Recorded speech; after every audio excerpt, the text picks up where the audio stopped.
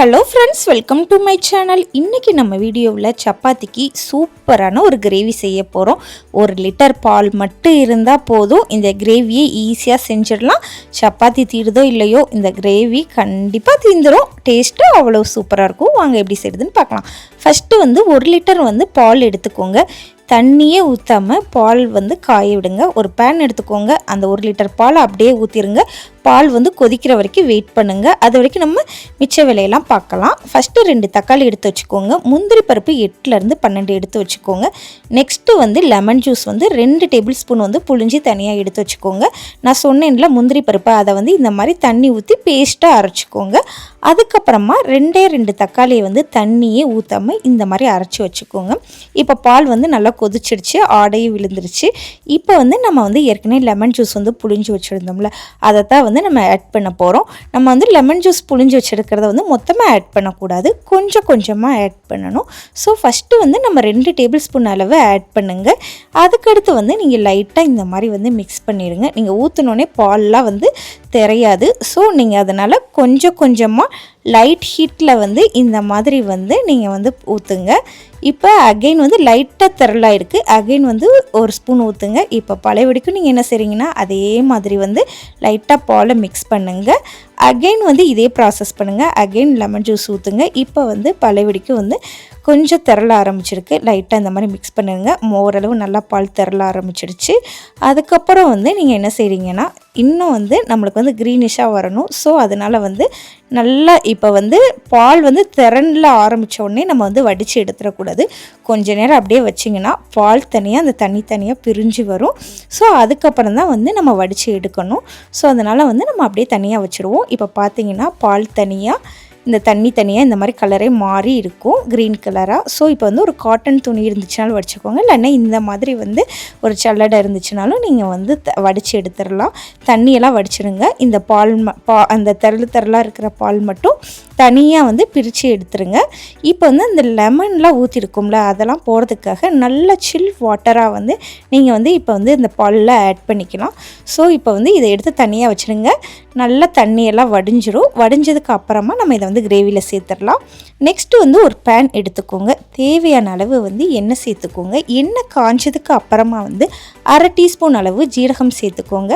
ஜீரகம் பொரிஞ்சதுக்கு அப்புறமா நீங்கள் இந்த மாதிரி கட் பண்ணி வச்சுருக்கிற ஒரே ஒரு வெங்காயம் ஆட் பண்ணிக்கோங்க. இப்போ வெங்காயத்தை வதக்கிக்கிட்டுருங்க. வெங்காயம் வதங்கிக்கிட்டு இருக்கிறப்பயே 2 பச்சை மிளகாய் நீல வாக்கில் கட் பண்ணி வச்சுக்கோங்க. இப்போ நம்ம பச்சை மிளகாய் ஆட் பண்ணிடலாம். 2 பச்சை மிளகா போதும். ரொம்ப ஸ்பைசியாக இருந்தால் நல்லா இருக்காது. ஸோ 2 பச்சை மிளகா மட்டும் நீங்கள் ஆட் பண்ணிக்கோங்க. இப்போ இஞ்சி பூண்டு பேஸ்ட் ஆட் பண்ண போகிறோம். ஸோ நீங்கள் ஒரே 1 டேபிள் ஸ்பூன் அளவு இஞ்சி பூண்டு பேஸ்ட்டை ஆட் பண்ணிக்கோங்க. இப்போ அதையும் நீங்கள் நல்லா வதக்கிடுங்க. நல்லா இஞ்சி பூண்டு பேஸ்ட் பச்சை வாசனை போகிற வரைக்கும் நல்லா வதக்கிடுங்க. இப்போ ஏற்கனவே நம்ம டொமேட்டோ இந்த மாதிரி அரைச்சி வச்சுருந்தோம், தக்காளியை. ஸோ அதையும் இப்போ ஆட் பண்ணிக்கோங்க. இப்போ லைட்டாக மிக்ஸ் பண்ணிடுங்க. நெக்ஸ்ட்டு நம்ம என்னென்ன மசாலாலாம் தேவையோ அது எல்லாமே ஆட் பண்ண போகிறோம். ஸோ நீங்கள் தக்காளி வதங்கிக்கிட்டு இருக்கிறப்பே மசாலா ஆட் பண்ணலாம். மஞ்சள் தூள் 1/4 டீஸ்பூன் சேர்த்துக்கோங்க. கரம் மசாலா 1 டீஸ்பூன் சேர்த்துக்கோங்க. அதுக்கப்புறம் 1 டீஸ்பூன் மிளகாய் தூள் சேர்த்துக்கோங்க. சால்ட்டு சேர்த்துக்கோங்க. அவ்வளவுதான் தேவையான ஐட்டம்ஸு. இதை எல்லாத்தையுமே போட்டு நல்லா மிக்ஸ் பண்ணிடுங்க. நம்ம வேறு எந்த மசாலாவுமே ஆட் பண்ண மாட்டோம். ஸோ இது மட்டும்தான் நம்ம ஆட் பண்ண போகிறோம். ஸோ நல்லா எண்ணெய் பிரிய வதங்கணும். நல்லா இந்த மாதிரி வதக்கிக்கிட்டே இருங்க. இப்போ ஓரளவு நல்லா எண்ணெய் பிரிய வதங்க ஆரம்பிச்சிடுச்சு. இருந்தாலும் நல்லா குக் ஆகணும். ஸோ கொஞ்சம் நேரம் ஒரு 5 மினிட்ஸ் இந்த மாதிரி மூடி போட்டு குக் பண்ணிடுங்க. இப்போ நல்லா எண்ணெய் பிரிய வதங்கிடுச்சு. இப்போ நம்ம என்ன பண்ண போகிறோம்னா, நம்ம ஏற்கனவே முந்திரி பருப்பை அரைச்சி வச்சுருந்தோம்ல, ஸோ அந்த முந்திரி பருப்பு பேஸ்ட்டை இதில் ஊற்ற போகிறோம். அப்போ தான் நல்லா கிரேவி திக்காக இருக்கும். ஸோ அதனால் முந்திரி பருப்பை அரைச்சதை ஆட் பண்ணியிருக்கோம். சப்போஸ் நீங்கள் உங்கள்கிட்ட அது இல்லை அப்படின்னா நீங்கள் ஸ்கிப் பண்ணிடலாம். ஜஸ்ட்டு இந்த கிரேவி ரொம்ப திக்காக இருக்கணும். ஸோ அதனால தான் முந்திரி பருப்பை அரைச்சி ஆட் பண்ணியிருக்கோம். அப்புறம் நம்ம நெக்ஸ்ட்டு கொஞ்சமாக தண்ணி சேர்த்துக்கோங்க. கிரேவிக்கு ரொம்ப தண்ணி சேர்த்துறாதீங்க, கொஞ்சமாக தண்ணி சேர்த்து இப்போ அதையும் லைட்டாக அந்த மாதிரி மிக்ஸ் பண்ணிடுங்க. கிரேவி நல்லா கொதிக்கணும். ஸோ கொதிக்கிற வரைக்கும் வெயிட் பண்ணுங்கள். அதுக்கப்புறமா நீங்கள் ஃப்ரெஷ் க்ரீம் ஏற்கனவே ரெடியாக எடுத்து வச்சுக்கோங்க. இப்போ கொதிக்க ஆரம்பிச்சிடுச்சு. இப்போ கொதி வந்ததுக்கப்புறமா நம்ம ஃப்ரெஷ் க்ரீம் ஆட் பண்ண போகிறோம். ஸோ இந்த மாதிரி க்ரீம் இல்லை அப்படின்னா நீங்கள் பால் ஊற்றிக்கலாம். பால் சூப்பராக இருக்கும் ஊற்றுனா. ஸோ க்ரீம் இருக்கிறவங்க இந்த மாதிரி க்ரீம் வந்து ஆட் பண்ணிக்கோங்க. அதுக்கப்புறம் இதை வந்து லைட்டாக மிக்ஸ் பண்ணிடுங்க.